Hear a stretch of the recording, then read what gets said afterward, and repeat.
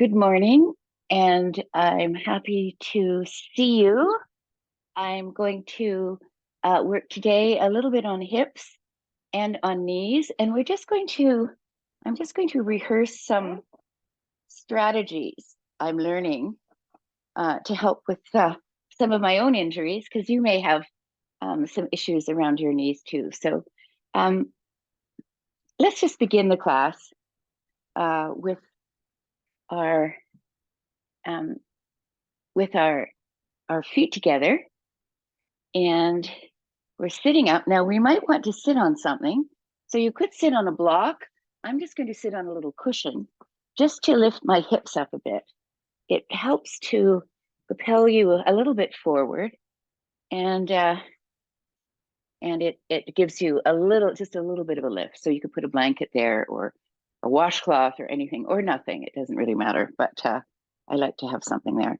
So I'm going to sit here with my feet together, and I'm just going to do some breathing just to get us started. And I'm wearing blue today, and I want us to think about a clear blue sky with no clouds in it, and a beautiful, a little breeze blowing in the morning, and the air is fresh, and we have our eyes closed for a moment, and we can feel, as we're settling here, we can feel our belly with our hands, and we can imagine that our lungs are like bellows with very long, deep reach into our belly. And we're going to inhale into our hands on our belly. We're going to raise our hands up to our ribs. We're going to inhale into our side ribs. And then we're going to inhale into our chest, and we can hook our thumbs under our underarms, and then hold the upper chest and inhale into the upper chest. So it's going to go belly, and then side ribs, and then upper chest. And then we're going to exhale from the top down. So we inhale from the bottom up and exhale from the top down. And this gives our body an opportunity to breathe at the beginning of class, and it will invite us to find our breath more deeply in the class. So I'm inhaling from in the belly, and then the side ribs, and then the upper chest. And then exhale, chest, ribs, belly. And then once again, inhale, belly. And then exhale. And I should say, if it's too painful here, you can put pillows here to keep your legs up, or you can sit just in easy pose. So you decide what works for you. This is just a good opening for me, but for others it's quite painful. So support it or easy pose. If you've been traveling to your cousins in California, like my friend Marianne, you might sit in easy pose because you haven't been doing yoga for a week, and it's tough to get back into it. All right. So inhale, side ribs, upper ribs, exhale. Inhale, exhale. Inhale, exhale. Inhale, exhale. Inhale, exhale. Now let's slow it down a little bit. Inhale, 2, 3, 4. Exhale, 2, 3, 4. Inhale, 2, 3, 4. Exhale, 2, 3, 4. And we're going to extend it, 5, 6. Inhale, 2, 3, 4. Exhale, 2, 3, 4, 5, 6. Inhale, 2, 3, 4. Exhale, 2, 3, 4, 5, 6. Last time, inhale, 2, 3, 4.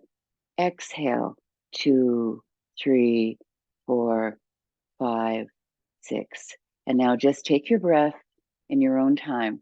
Now we extend the exhalation because it allows us to expand our breath in our body. So extending the length of the exhalation a little bit longer than the inhalation really increases your body's ability to breathe more deeply. All right, so we're in the moment. I'm going to just invite us to move our shoulders around and up and down towards the front. And then we're going to move our shoulders up and down towards the back. Good. I'm feeling lots of good crackling here. And then the other way, we're going back one more time. Good. Now I'm going to just lift my legs up, hold them up, and bring them in. And I'm going to lean forward and just give myself a little bit of a hug here. And here, I'm just really rounding my back. So it's a lovely extension of the spine here. Okay, good. Now I'm just going to go back into easy pose, easy crossing of the legs. So there's not so much stress on my legs. And we're going to just do a few of the joint mobility movements for my friends who have arthritic issues or may think they may get with them. So we're going to do some spider climbing up the wall things, and then spider climbing down the wall things, and then up, and then down, and then we're going to go up, out, out, out, out, out with our arms stretching out, using those stretching spider climbing up and down and around, and then back the other way. This is good for our shoulders too. There we go. Good. And now we're just going to shake our hands out. Good. And we're going to wrap our thumbs into a fist and really press hard. This is a little isometric exercise, so where we're just keeping some pressure on for a bit. And then we're going to spring to action, and our fingers are going to spring out and stretching each finger out as far away from each other and as far out as we can. So it's a very straight fingered movement. So here we go, springing out and really stretching those fingers out. And you can feel a hollow in the palm of your hand here. So we're stretching out. So this is very good. This is a very good preparation for downward dog, actually, doing these finger exercises to really get our fingers stretched here. And then we'll do it one more time, and then we'll do the flick off all your cares as you enter the day or as you go to bed. You don't have to worry about them anymore. And we're just stretching our fingers out and throwing them aslant somewhere else. We hope no one's sitting over there. Okay, good. Good. All right. Now I'm going to shake my fingers, and we're going to do a little bit. We'll come back for the wrists, but for the minute, we're going to do something for our neck. Now I have some issues with the cervical spine, so I'm no longer able to put my head back completely. It's not good for my neck, according to my specialist. So some people, you can, if you don't have cervical spine issues, you can put your head back. But I don't do that. And I also can't roll my head around the whole way. It's not a useful thing for me to roll around like that. So I'm going to just do head to ear to shoulder, and then up, and then ear to the other shoulder, and then up. So this is really good just for range of motion. And because our necks, we tend to get overstrained on the computer with our necks. It's really useful to do this in the middle of the day. Just drop your head. I'm just going to leave it here for a minute because gravity will play a little bit and just give us a little bit of stress here, which is all right. It's not weight, and it's just opening up the side of the neck. And now we're going to go to the other side and just leave it there. I've been training a puppy, so I can hear in my head leave it. So leave your head where it is. Okay. And then we're going to go back. And then we're going to go the other direction. Good. And now we're just going to look over to our, it would be your left.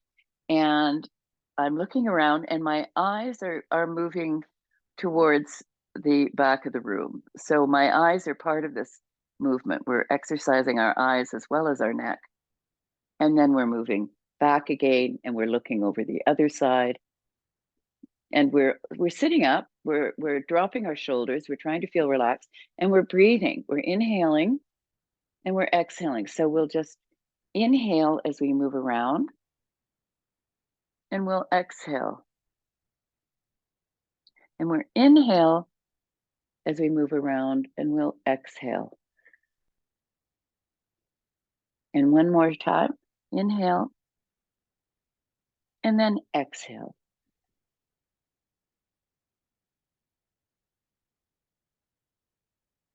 And then exhale. Okay, good. Now we're going to look down and we're going to look at our nose. So we're going to cross our eyes and look at our nose as we look down. And then as we look up, we're really going to extend the back of the spine as we look up.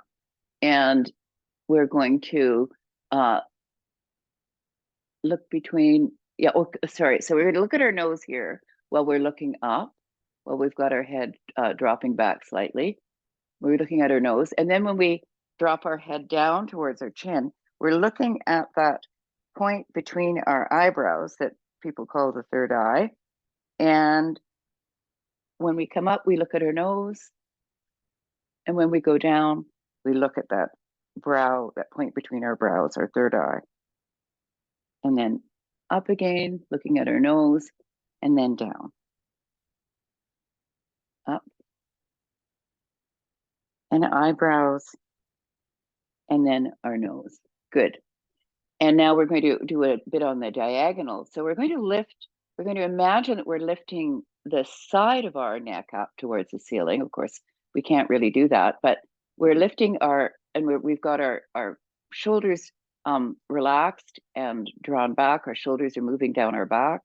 And we're lifting the side of our neck up. And we're looking up towards the corner of the room, up that way. So where our eyes are a bit aslant as well.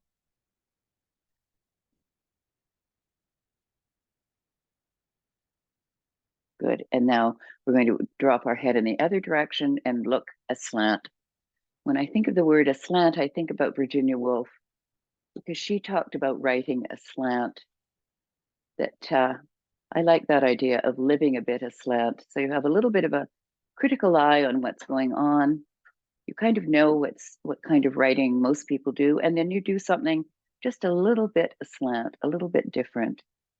And that becomes your stylistic specialty in your creative practice that makes all the difference.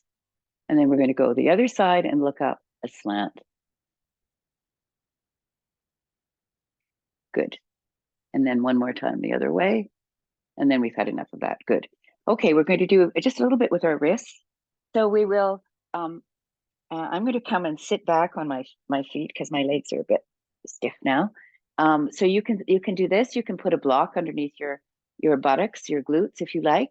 But this is a lovely vinyasana, lovely way to sit, and it does stretch your front thighs, and it's a useful thing to do. So we're just going to press our palms together, and we're pressing into the heel of our hand. And we're feeling the good thing about this is we're using our own strength to really allow us to give our wrists a little bit of a different take on life. And then we're going to focus. We're going to put our the bottoms, and we're going to draw our elbows down here, and that should do something to your lower arm, depending on how thick they are. There we go. And now we're going to do this thing again. And then we'll go back and forth. Good. And then we'll do this thing again. And here we go, one last time.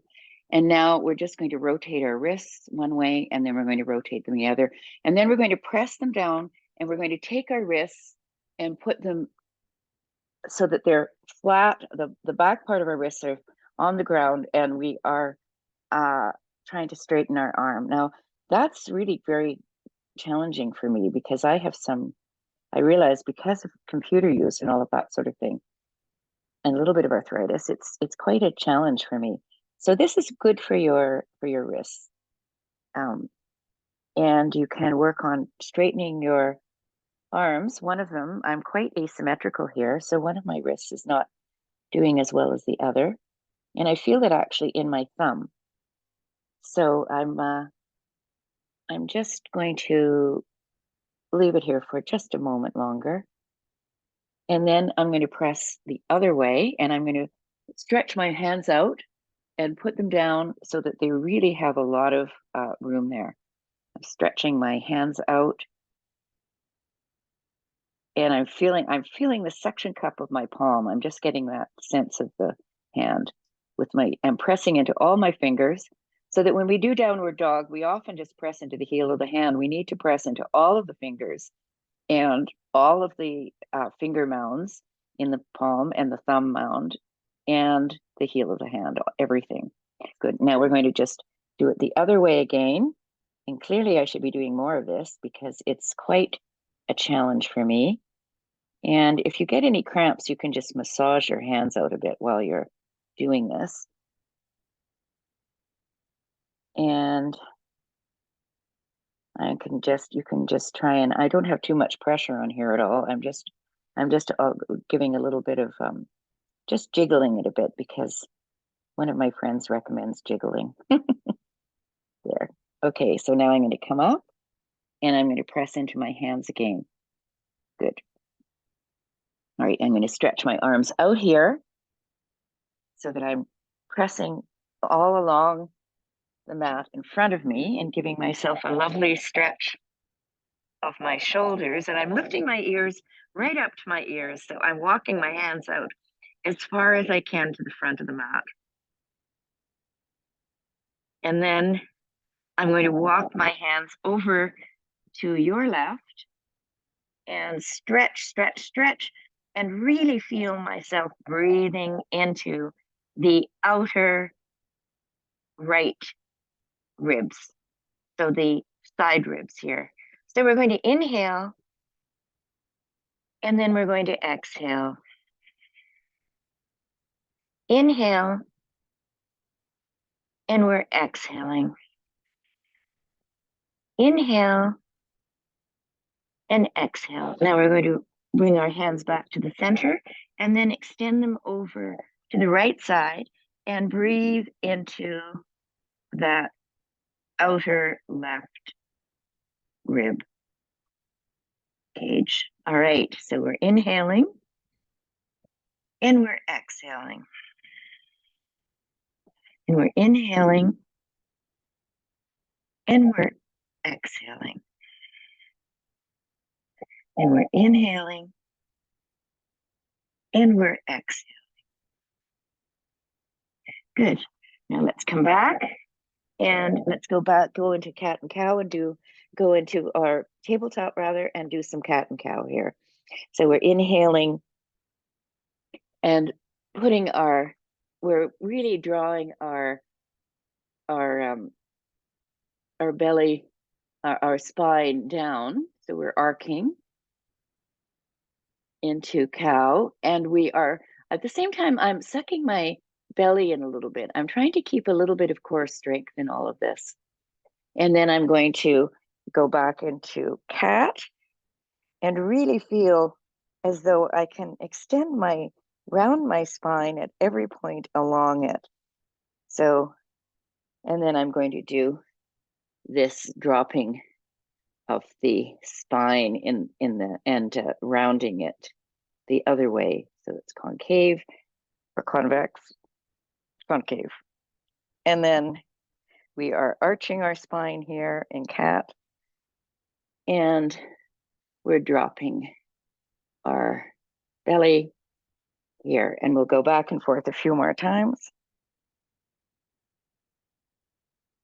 And while I'm doing this, I'm inhaling at the bottom and I'm exhaling here. And when you're doing cow, you don't have to arch your, you don't have to throw your head back. It's not great for your neck, actually. So I try and keep my head in line with my spine. So I'm not throwing my head back. And the same goes for other postures in yoga. You don't have to throw your head back.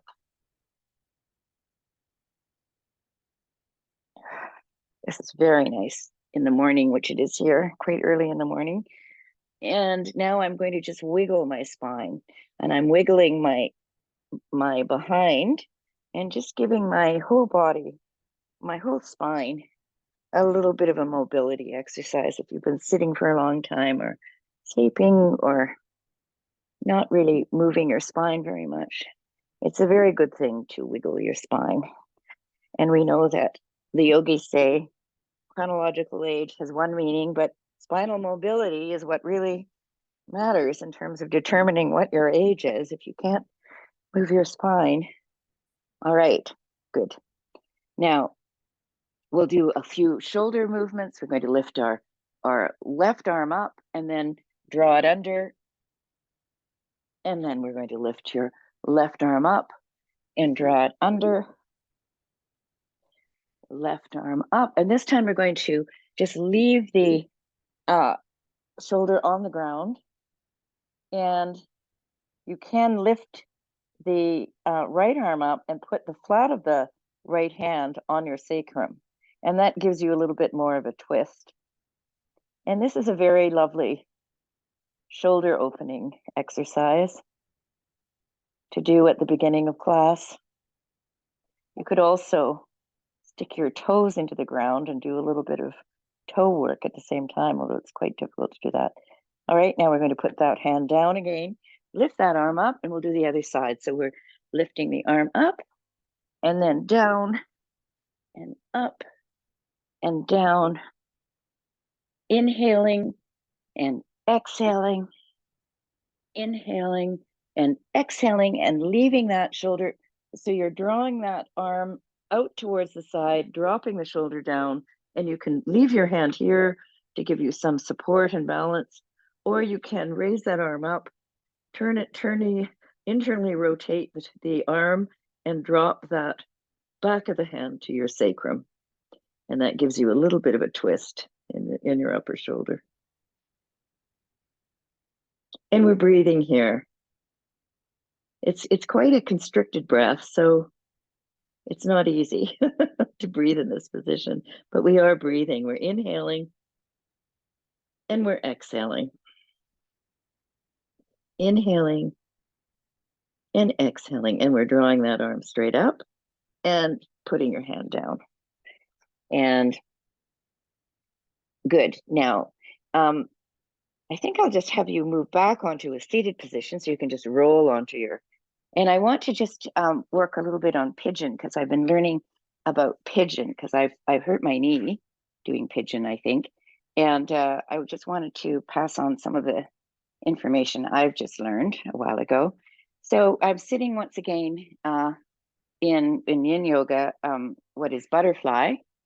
And I'm just really feeling I can hold on to my ankles, and I'm feeling that my spine is elongating up. And I'm imagining once again that string at the top of your head, the crown chakra that's just drawing up. So the bottom half of my body is drawing up. The top half of my body is drawing up, and the bottom half of my body is feeling very grounded here. Now, the thing about pigeon that I've learned is that when we come into pigeon, we often do it from downward dog. So we're up and downward dog. I'll just show you. We're up and downward dog here. And then we lift our leg up, and then we bring it forward, and then we land it on the ground, and then we put our thigh down. Now, what this does is it puts you land with on your shin, and then you land on the side of your leg, And this puts a lot of torque in your knee. So what this person thinks you should do is go into pigeon from here, where all you have to do is bring your, in this case, I'll invite you to bring your left leg, your right leg forward, and then bring your left leg, lift your leg up so that you're drawing your back leg back, but your thigh and your shin are now on the same plane, and you don't have that torque in your knee. I think that's really quite a very good advice for me. So you don't have that initial problem of just twisting when you actually lay your leg down on the ground. And from here, we can just we can do this different ways depending on your ability. We can leave the back leg like this. If you have very large thighs and you have a difference in the size of, say, your calves and your thighs, I don't have that problem. But if you do, you can put a blanket under here so that they're on the same plane, so that they're not you're not torquing here at the knee. Okay, so we're just going to leave this back leg here. This is a lovely hip opening exercise right here. We can go back here, and then we can move forward, and we can fall back here, and then we can move forward and back. And while we're moving forward, we're extending that hip forward, and we're actually opening the hip flexors here. And then we're going to move back and twist this way, and then we're going to move forward and lift up and back, and then lift that hip up. And we can move forward along here, along the line of your thigh, and we can extend out, or we can just keep our hands here. It depends on your own mobility. But I'm just going to go down to my elbows here and just rest here for a moment and feel the opening. I'm feeling the opening in the back hip flexor a little bit here. Good. And now I'm going to come back. And once again, I'm feeling a nice twist here. I'm moving up as I'm moving around. And now you can here start to move your leg back if that's something you feel like doing. Moving your leg back so that it's hard to see here. So I'll go this way. Leg back so that you're extending it out here. And this leg, once again, you've got it on the same plane, so there's no problem there. And you can sickle the foot if it's at 45 degrees. You can point it if it's less, or sickle it. And then you can roll onto the front of that leg and just take a little bit of a back bend here so that you are staying long enough that you can feel a little bit of an opening. And if you were going to time this for yin, you could time it anywhere from a minute to a few more minutes, depending on your ability. And we know that injuries in yoga come from moving very quickly in poses and not paying too much attention to what's going on. But injuries can also come from the duration of the pose.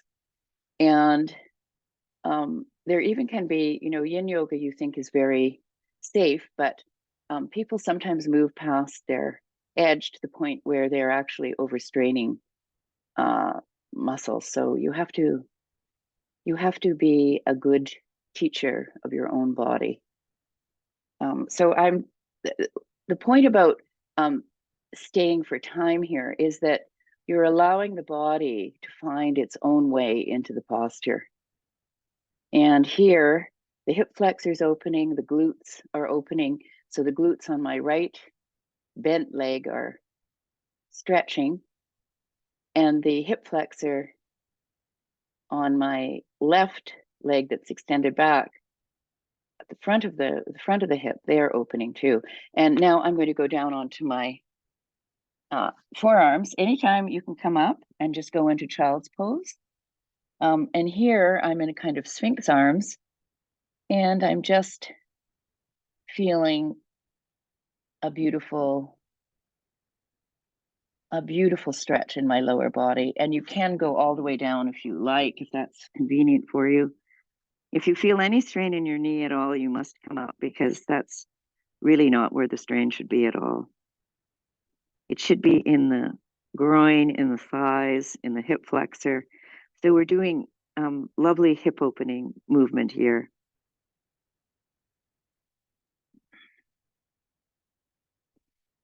And we'll just stay here for a few more breaths. You may be up here. And then we're just going to push back, and we're going to go back onto that right hip. And we can just leave the legs out. We can do a little bit of a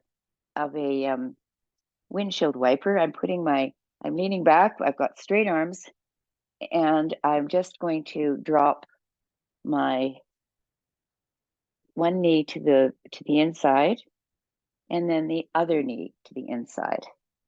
So this is a very good movement.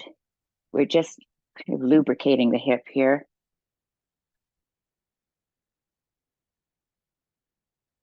And in this one, we can feel the hip flexor moving, opening up here a little, and here.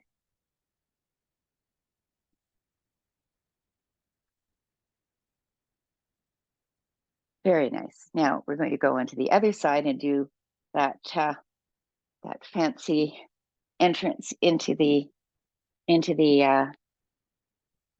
pigeon pose, which is not fancy at all. It's actually really simple.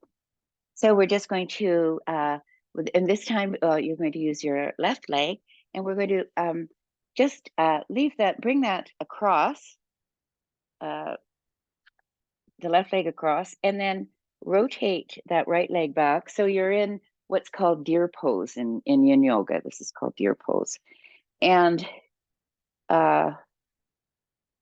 you are just, you can rest here for a moment. You can stretch out over that thigh here and feel a lovely extension in your body.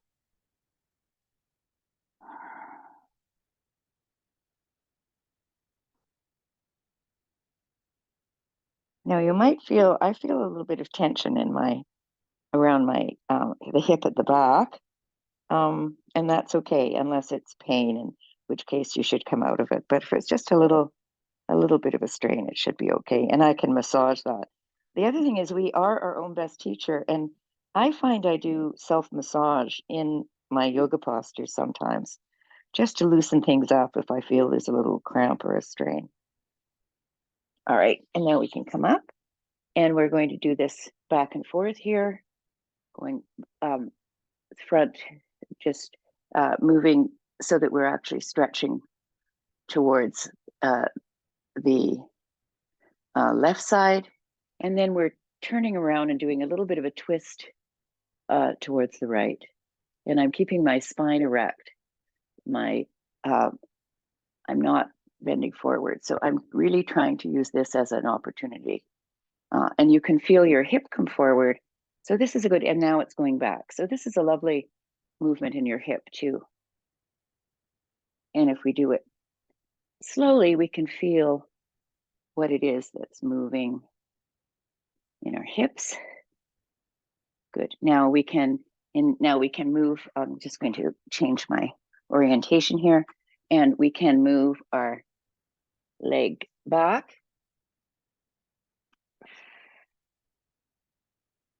and long, and here you can do, you can do variations here where you can lift this leg up, and you can hold it, and that stretches the front of your thigh, and it's quite a challenging movement. But if you do this every day, it doesn't hurt the front of your thigh. There. Okay, so we can let that down. So you can do that on the other side too, if you like. Okay, now I'm just moving my front thigh into the right position. I need a little bit more room here. So I'm moving my front thigh into position, and the full expression of the pose is your front leg is at 90 degrees, but that's too much for me. So I just have my leg at about 45 degrees, and that's good enough for me. And you might find that over time, your leg moves out further towards that position, but it may not. In my case, it really hasn't. So I'm just in this place, which is perfectly fine for me. Now I'm just, I have my leg back, and once again, going into the pigeon pose from the yin butterfly pose is useful because the thigh and the calf and the shin, they're all in alignment. They're not twisting and turning the way they are sometimes when you come in from downward dog. Okay, so I'm pressing into my fingertips here to give me a little more height. And I'm feeling that my this hip flexor is opening, and this glute is feeling something too, which is good. Because the glute is a very big muscle. It's quite important to stretch it.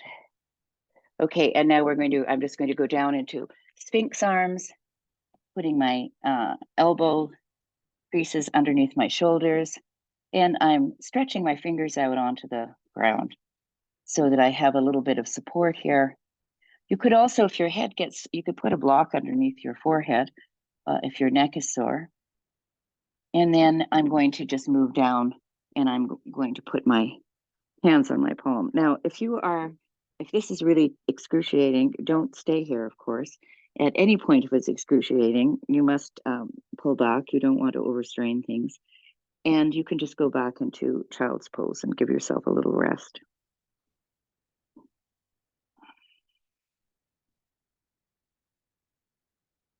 And we're inhaling and exhaling here. And we'll do about 5 breaths here. So we'll inhale and then exhale. Inhale and then exhale. Inhale and then exhale. Good. And I'm going to come up, and I'm going to do a nice back bend here and really feel my chest opening, my collarbone heading towards the opposite wall and up into the ceiling if I can. Good. And now I'm just going to fall back onto that left hip and rotate my feet around again. And I'm going to come back and do some of those slow windshield wiper things. So going to side, and then to the other side to side, and then to the other side. Good. Very good. It feels quite liberating to do this. I quite love it. All right. Now, we'll do some other opening. We're just focusing on the hips. So your hips are really getting a good set of movements today. And I've got my strap. I should have said this at the beginning. I've got my strap, and I'm going to put something underneath my head because my neck is always a bit sore. So I'm just putting something just to tilt my chin forward a little bit when I'm on the ground. And you can use a towel or a blanket or whatever. And I'm just going to put my foot in my strap. And I've got I'm starting with my left leg here, and I'm pressing into the ball of the foot. So I'm just going to put the strap around the ball of the foot so I really can press into it and press into the heel. So I'm feeling the elongation in the calf and in the front of the leg because I'm pushing every part of my foot. Now, one of the things I'm learning more about is, now I'm going to extend that leg out if you can. If not, just leave your leg bent. So we're just really having a lovely stretch of our leg here. And you might be here, you might be, there's no competition. You just are wherever you are. So while I'm doing this, I'm thinking about how I'm dealing with the rest of my body. And I've got my chest open here, and my shoulders should be drawing down the spine. And so they're quite open. And my foot is the energy is moving actually even on the bottom foot. I'm pressing out the bottom foot as well as the top. And one of the things I'm learning is I had a hamstring injury early when I started to do yoga again. At 70, I started it when I was about 27, and then I did it off and on through my adulthood.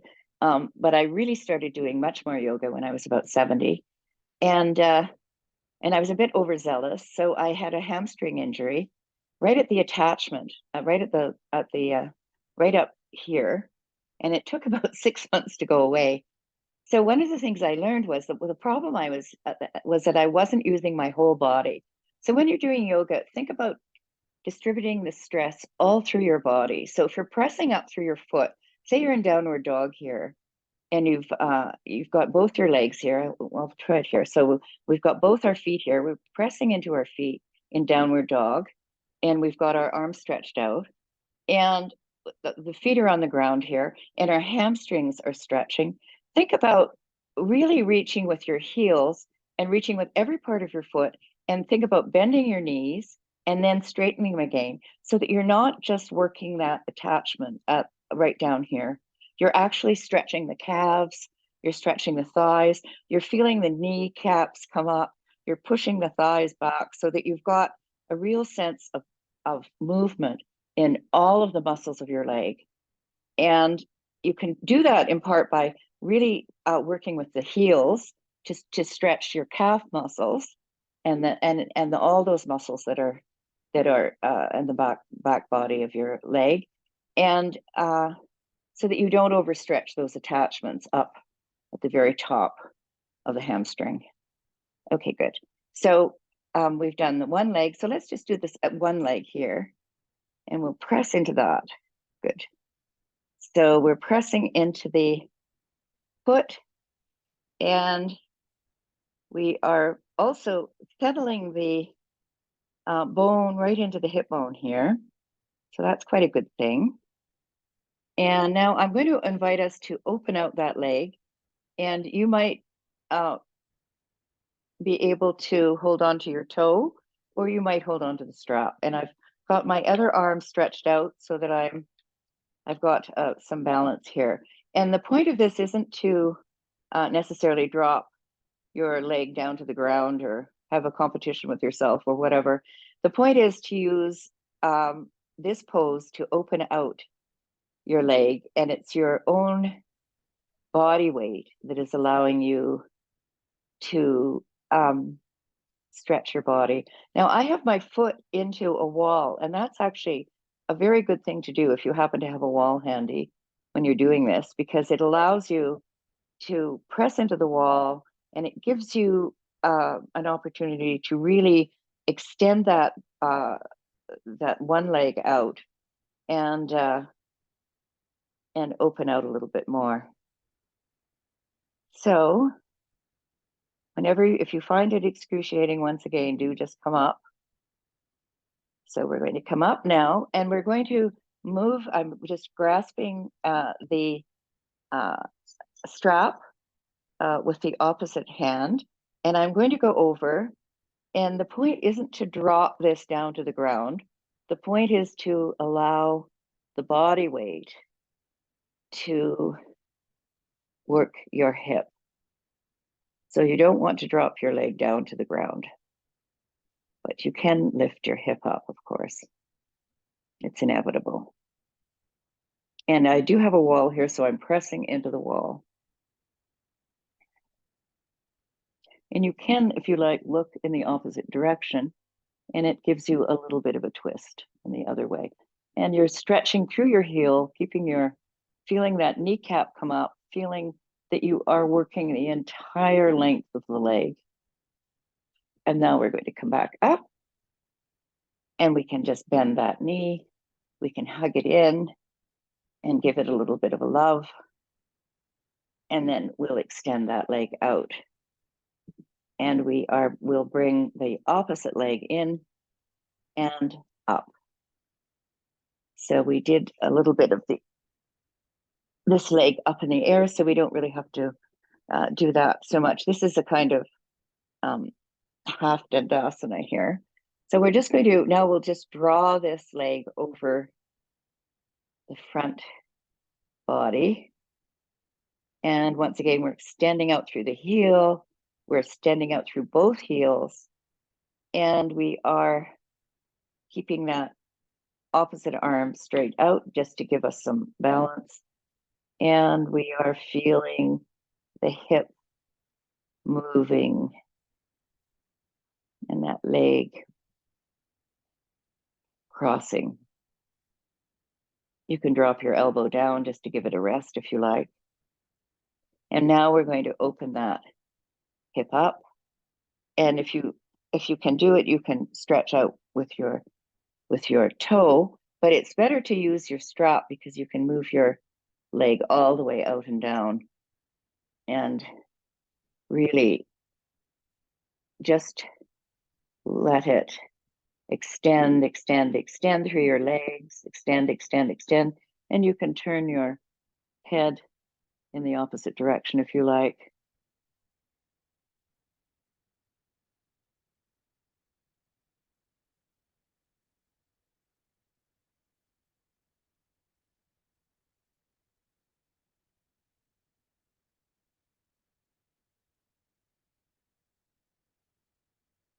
So you feel as though the kneecaps are actually moving up towards your hip. That's the movement you want to feel. And you feel the heels moving away, stretching away. And now we're going to come back up and we'll bend that knee and we'll hug it in for a moment. And then we will extend it out. Good. Now I'm just going to bring our feet up, the width of, put your feet with your bent knees, the width of your mat, and then knock your knees together. So drop your knees together. And this is called constructive rest. And it actually, I think it comes from, maybe from the Alexander technique. It comes from not the yoga tradition, but one of my teachers taught me this. And it's a very good way to settle your leg bones into your hips. And it's a lovely way to relax if you are tired and you just want to sort of sit with your knees together like this. Your feet are wide apart. And it's very, very restful. You can turn the palms of your hands up and feel a deep rest. So I like my yoga practice to have deep rest in it because that's the point of asanas, really. They were intended to put us in a place where we could meditate and we could develop some sense of our inner life. So I'm inhaling and I'm exhaling.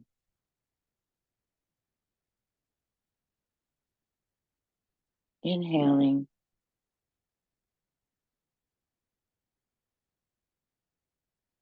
and I'm exhaling. Good. And I'm going to bring my knees in one more time. And then I'm going to roll up like a ball if you can. If not, put your legs on the side and come up. Good. Now we're just going to do a couple of core exercises because we can. And then we'll do a final relaxation. So I'm just going to invite us to bring our toes back, and you can lift one leg up and then down. And so my back is tilting back, and I'm lifting the other leg up and then down, one leg up and down, the other leg up and down. And now, depending on how you're feeling, you can continue to do that. You can just lift one leg up, or you can lift both legs up, and I'm keeping them bent. And I'm putting my hands so that they're facing my legs. And I'm just going to open up my chest. I'm not dropping my head back. My head should be in line with my spine. And I'm just feeling my core. And now I'm going to come down and I'm going to curve around my legs in an opposite direction. Yoga often has movements that are oppositional. So we did quite a few, with quite a bit of work today in different directions. So, all right, forward bends. And now we're doing this for our core. Good. And now we can come up and just cradle our legs. And then we'll come up one more time and hold it. And you can feel a gentle movement of your belly button towards your spine, but you don't want to have too much strain and stress in your body.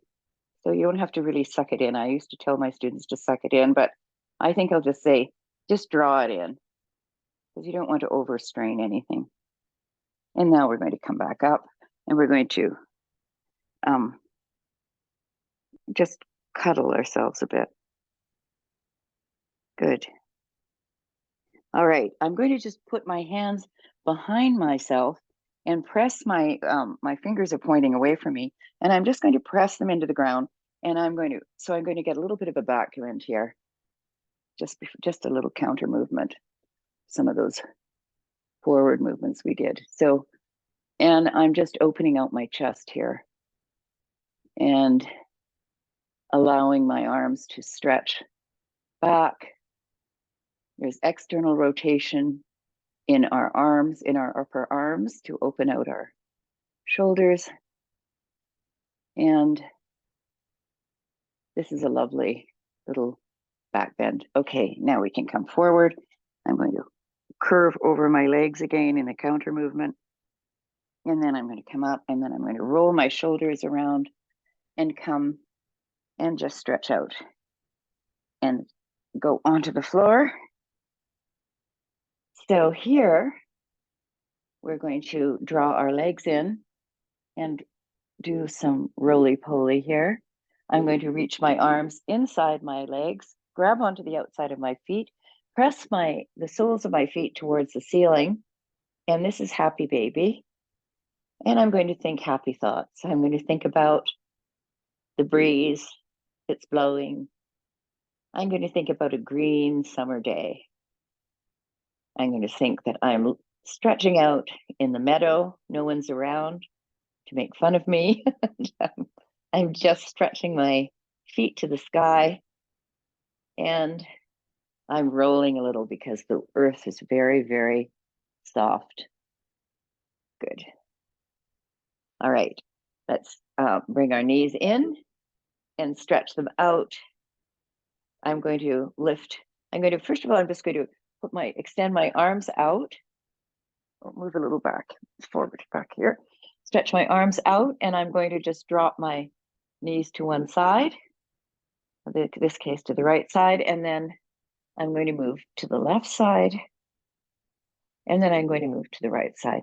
Now, while I'm doing this, I can move the top hip forward, and I can give another little stretch for that inner part, the hip flexors, the front thigh muscles, just a gentle stretch just at the end of class, just to really give it a lovely rehearsal for the day, because these are all muscles that we use in our everyday life. So it's functional movement muscles that we need. Good. Now I'm going to lift my left leg up, cross it over my right. You can continue just to drop your knees from one side to the other. I'm going to shift my hips to the opposite side, towards the left, and drop that leg down so that I have a lovely twist here. This is quite a deep spinal twist, actually. And I think it's probably much more of a twist than the sitting half Lord of the Fishes pose. So if you have spinal issues, you might want to do the half Lord of the fishes rather than this deep twist, or just drop your knees in less of an extreme twist. And I'm breathing here, especially into my open ribs.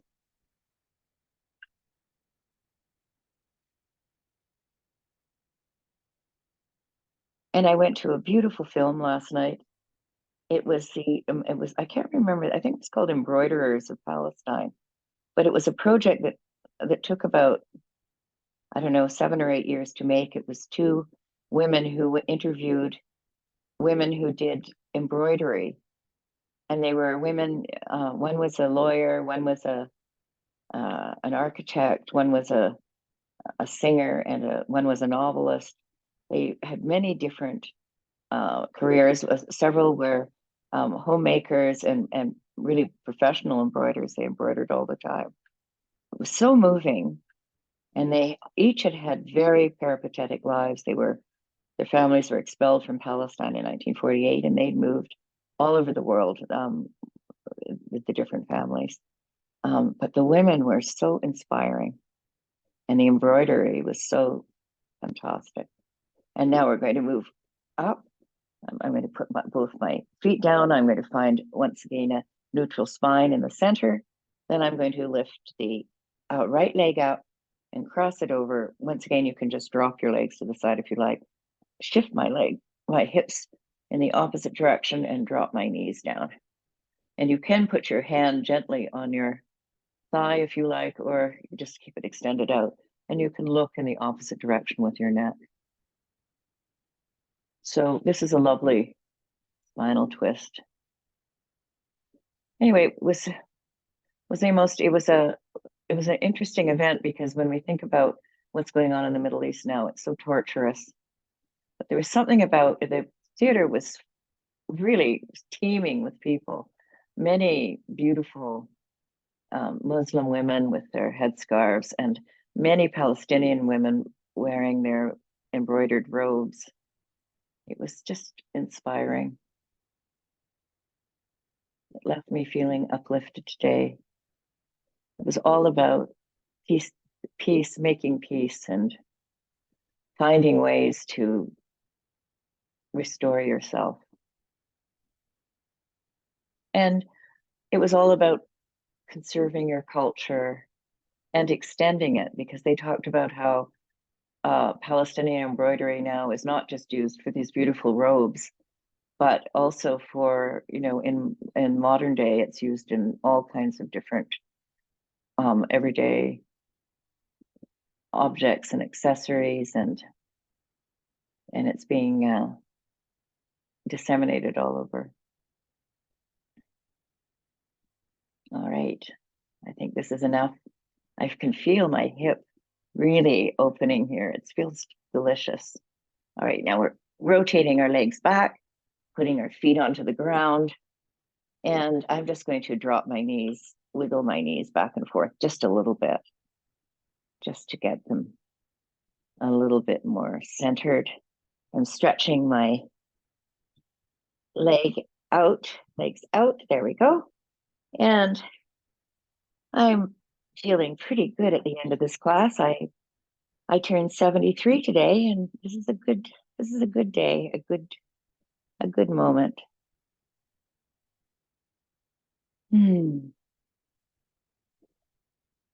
And I'm just inhaling and exhaling, and I'm really feeling my body settle into final relaxation. You might want to put your legs up the wall, and that might be something that feeds you at this moment, or you can leave your legs in Shavasana.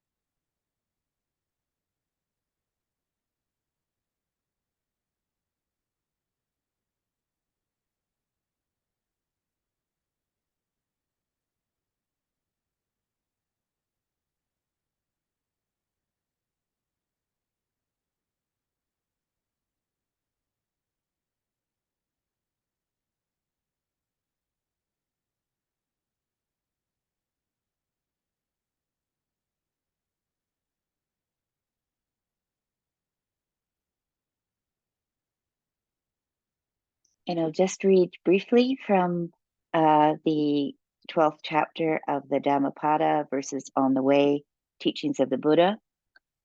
If you hold yourself dear, you should guard yourself well. A skilled person would take care of herself throughout the 3 watches of the night. First, she would establish herself in what is proper. Then she would instruct another.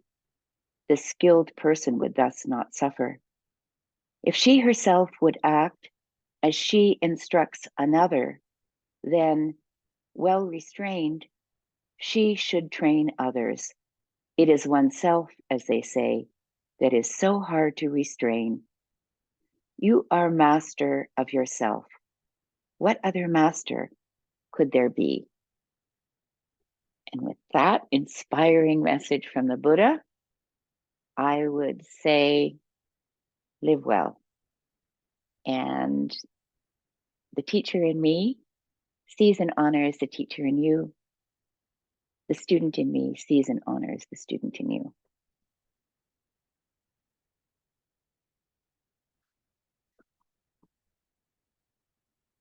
See you next time.